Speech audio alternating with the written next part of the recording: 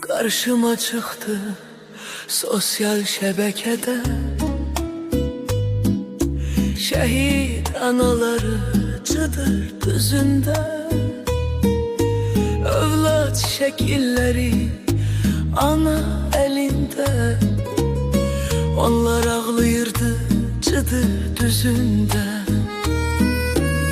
Leçekler sepmişler ayak altına, bürünmüştüler vətən bayrağına. Baş eğin siz şehit analarına, öpün ellerinden Cıdır düzünde.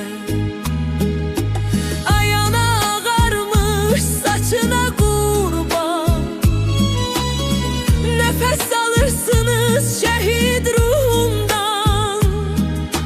Mendeki keçmişem o dağdan daştan, har bülbül gördüm Cıdır düzünde.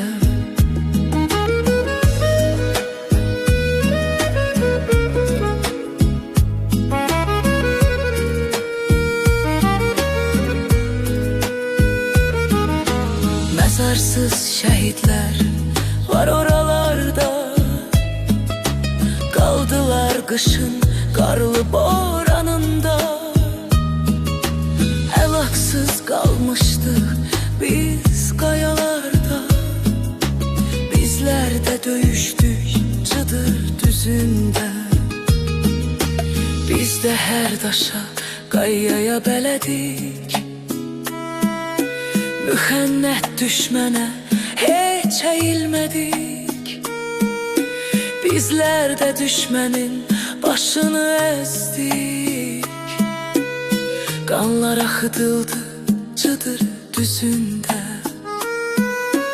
Biz size borçluyuk şehit anası, şehitler sizlerin ciğer parası.